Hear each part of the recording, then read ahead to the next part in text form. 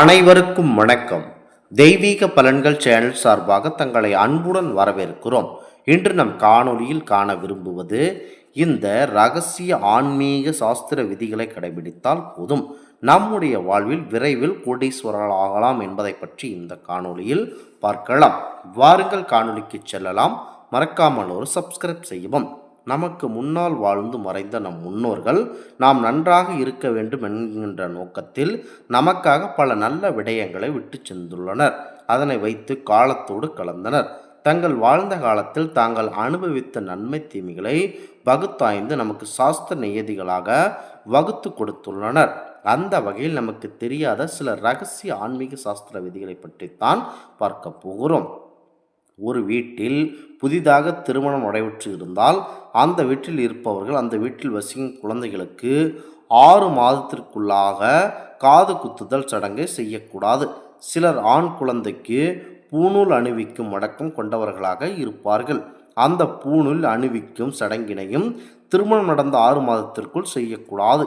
இந்த 6 மாத காலத்தில் புண்ணிய நதிகளை கடந்து செல்லும் தீர்த்த யாத்திரையுமே மேற்கொள்ளக்கூடாது. தாங்கள் வசிக்கின்ற வீட்டிலிருந்து புதிதாக ஒரு வீட்டிற்கு இந்த 6 மாத காலத்திற்குள்ளாக குடியேறக்கூடாது. வாடகை வீட்டில் வசிப்பவராக இருந்தாலும் புது வீட்டுக்கு ஒரு சுப நாளில் சூரிய உதயத்திற்கு முன்பாக குடியேறிவிட வேண்டும்.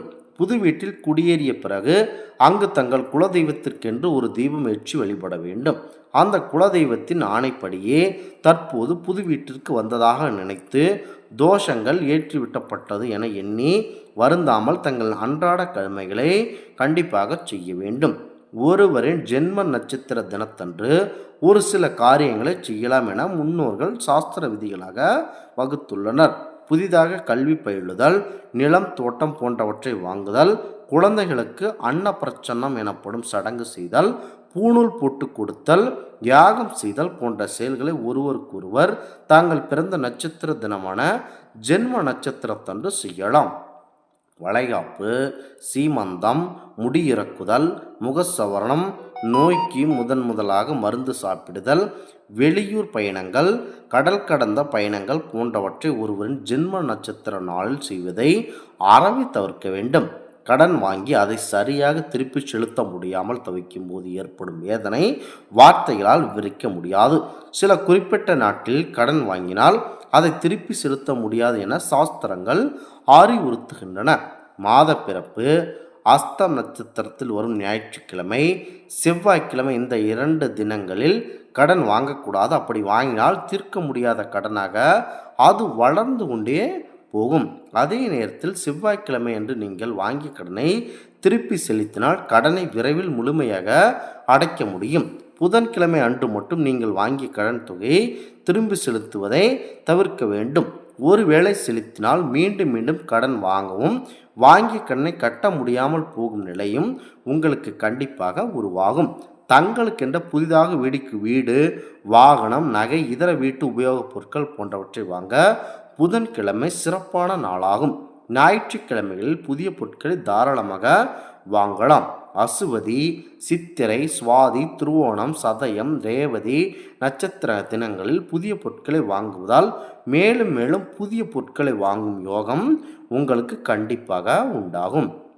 அதேபோன்று தங்களிடம் இருக்கின்ற பழைய பொருட்களை விற்க நினைப்பவர்கள் பரணி, கிருத்திகை, ஆயில்யம், பூரம், விசாகம், பூராடம், புரட்டாதி ஆகிய நட்சத்திர தினங்களில் தாராளமாக விற்கலாம். பழைய பொருட்களை விற்க வாரத்தில் திங்கட்கிழமை, வியாழக்கிழமை ஆகியவற்றை ஏற்ற தினங்களாகவே பார்க்கப்படுகிறது. இந்த நாட்களில் கண்டிப்பாக நல்லதாக செய்யலாம். குறிப்பாக நீங்கள் இரவு நேரங்களில் தங்கள் பெற்ற பிள்ளை திருமணத்திற்கு சென்று வந்திருந்தாலும், அதாவது திருமணம் செய்து கொண்டு அவர் உங்களுடைய வீட்டிற்கு வந்திருந்தாலும், அவர்களுக்கு இரவு நேரங்களில் எண்ணெய், அரிசி இந்த மாதிரியான தானிய உணவு வகைகள், பணம், நகை எதுவாக இருந்தாலும் இரவு நேரங்களில் கொடுப்பதை அறவே தவிர்க்க வேண்டும். சனிக்கிழமை, செவ்வாய்க்கிழமை, வெள்ளிக்கிழமை, வியாழக்கிழமை இந்த தினங்களில் கண்டிப்பாக அவர்களுக்கு இரவு நேரங்களில் எந்த ஒரு பொருளை தானமாகவோ கடனாகவோ கொடுக்கக்கூடாது. அவ்வாறு கொடுத்தால் மகாலட்சுமி அம்சம் பொருந்திய அந்த மகாலட்சுமி ஆனவர்கள் விரைவாக நம்மை விட்டு சென்று விடுவார்கள். இது உங்களுக்கு பெரிய கெடுபலன்களை ஏற்படுத்தி தரும். இந்த ஆன்மீக தகவல் உங்களுக்கு பிடித்து இருந்தால் தெய்வீக பலன்கள் சேனலை கண்டிப்பாக சப்ஸ்கிரைப் செய்து கொள்ளவும். மீண்டும் ஒரு நல்லதொரு காணொளியில் உங்களை சந்திக்கிறோம். நன்றி, வணக்கம்.